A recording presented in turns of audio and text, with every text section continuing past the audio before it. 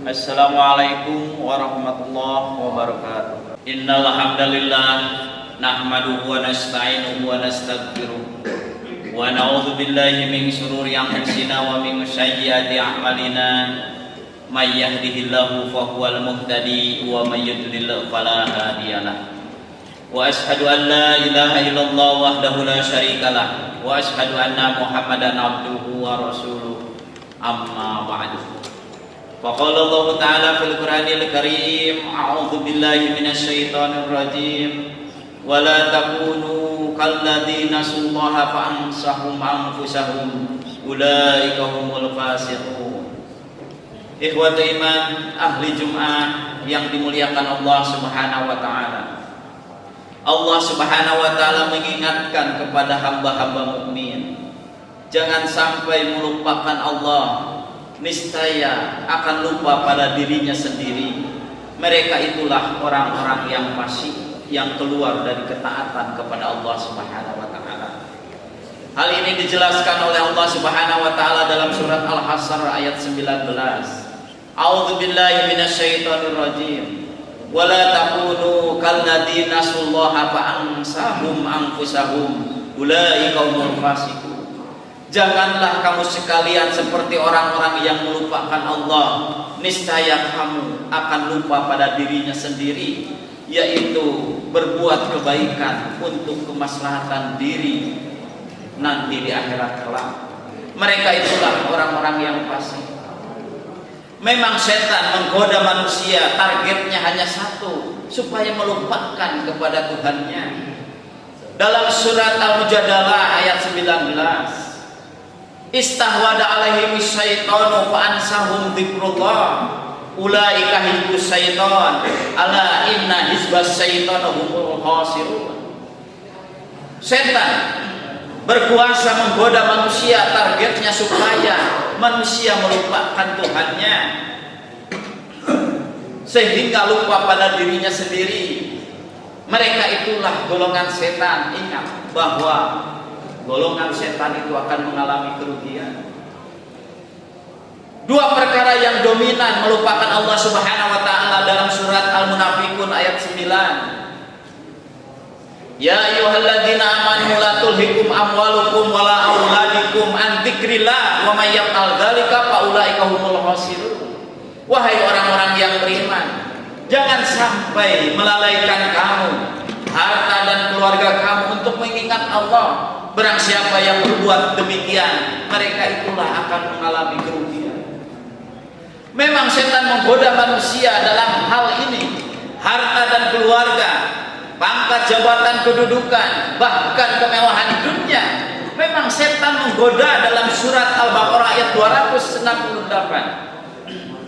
As-syaitanu ya'idukumul al-faqra. Setan menggoda dengan cara menakut-nakuti, takut kehilangan jabatan kedudukan, pangkat jabatan, harta benda, takut miskin, sehingga terbuka pikiran untuk menghalalkan segala cara. Inilah yang dikhawatirkan oleh Rasulullah sallallahu alaihi wasallam. Dalam riwayat Imam Bukhari Muslim, Rasulullah menegaskan, "Ini mimma ahabbu alaikum min ba'di ma yuftahu alaikum min jahrati dunya wa zinatiha."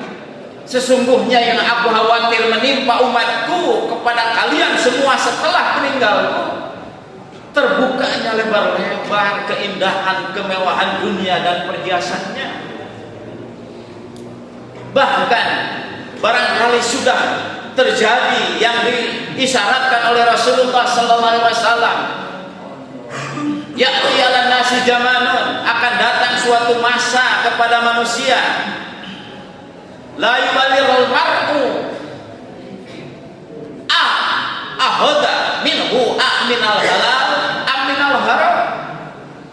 Karena tidak kuatnya godaan setan sehingga membuka peluang untuk meraih kebahagiaan dunia dengan cara menghalalkan segala cara, melupakan Allah Subhanahu wa taala, yang pada akhirnya akan mengalami suatu masa zaman di mana zaman tersebut seseorang ketika meraih kebahagiaan dunia tanpa memperdulikan apakah ini halal atau haram, yang penting tercapai keinginan sesuai dengan hawa nafsunya.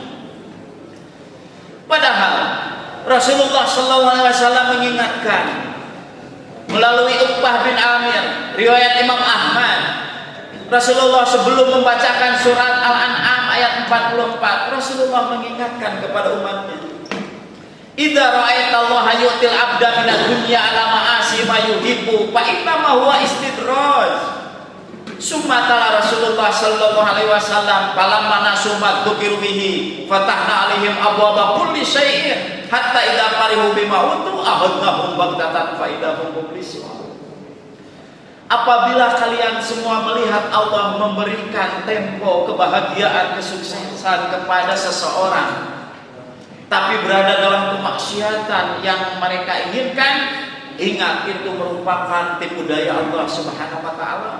Kemudian Rasulullah membacakan surat Al-An'am ayat 44. Ketika mereka melupakan Allah, kami bukakan pintu-pintu segala sesuatunya, sehingga ketika mereka bahagia meraih puncak kebahagiaannya dengan cara yang tidak halal,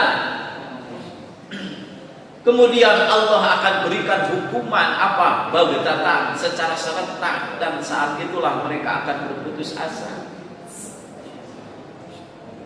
Bahkan dalam surat Ali Imran ayat 178, jangan sampai kaum muslimin mengira orang-orang yang tidak beriman kepada Allah, mereka tidak memperhatikan urusan mengingat kepada Allah, tapi justru dalam kehidupannya apa yang dia inginkan, baik melalui harta benda pangkat jabatan kedudukan dia raih, tapi dengan cara yang tidak halal.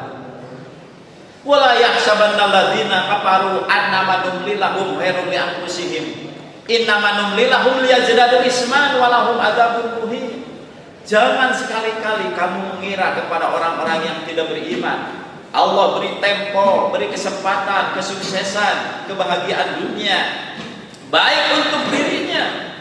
Sesungguhnya aku beri tempo, kata Allah, kepada mereka hanya menambah-nambah dosa, dan bagi mereka siksa yang begitu kerasnya. Seandainya kalau di zaman para nabi Allah berikan langsung hukuman baik melalui bencana alam dan sebagainya, tapi dalam surat Thaha ayat 124, 126 Allah tegaskan, wa man a'rada an dzikri fa inna lahu ma'isyatan danka wa nahsyuruhu yaumal qiyamati a'ma. Qala rabbi lima hasabtani a'ma qad kuntu basyira kadzalika atatka ayatuna panasitaha wa kadzalika al yauma tunsa.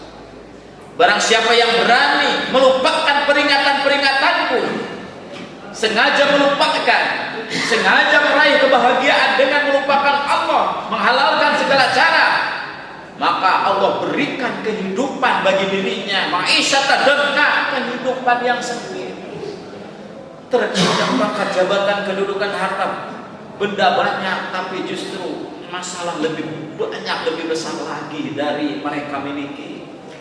Kemudian meninggal nanti di akhirat kelak, dibangkitkan orang tersebut dalam keadaan buta, kemudian mengeluh kepada Allah, Rabbi lima hasabtani a'ma wa qad kuntu basyira. Ya Allah, kenapa aku dibangkitkan dalam keadaan buta seperti ini padahal aku dulunya melihat?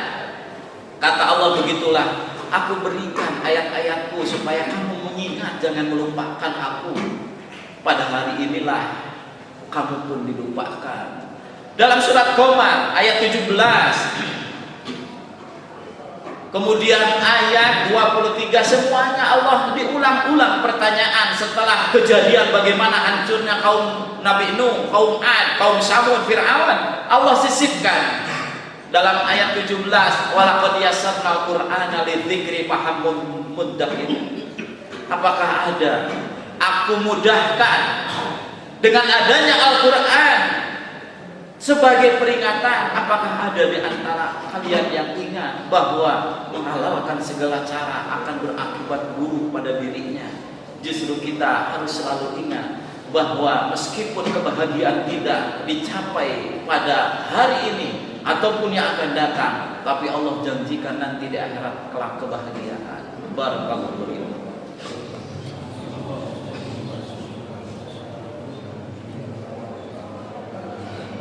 Alhamdulillahirabbil alamin wa bihi nasta'inu ala umuri dunya waddin. Wassalatu wassalamu ala asrofil anbiya'i wal mursalin wa ala alihi washabihi ajmain. Asyhadu an la ilaha illallah wahdahu la syarikalah wa asyhadu anna Muhammadan abduhu wa rasuluh. Amma ba'du. Allah perintahkan kepada hamba-hambanya kaum muslimin selalu mengingat dalam kondisi sesibuk apapun. Dalam surat Al-Baqarah ayat 152 Allah tegaskan, "Fadhkuruni adzkurkum washkuruli wala takfurun." Ingatlah kamu sekalian kepadaku, nanti aku ingat kepada kalian semua. Bersyukurlah kepadaku, jangan sekali-kali berbuat kufur.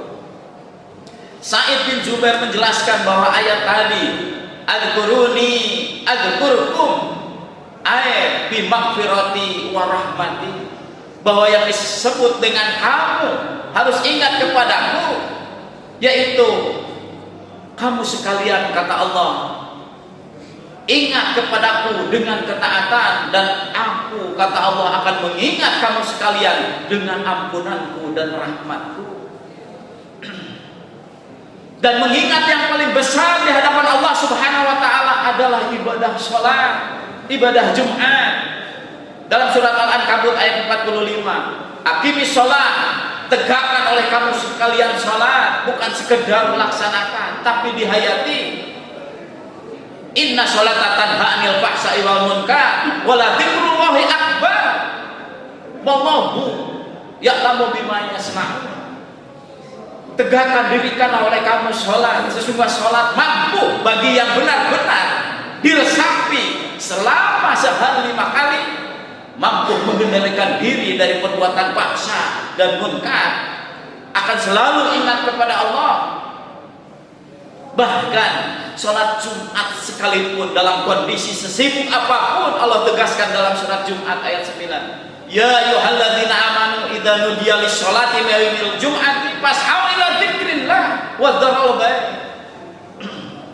Dzalikum khairul lakum in kuntum ta'lamun." Wahai orang-orang yang beriman, apabila dipanggil untuk ibadah salat, fas'au, bersegeralah.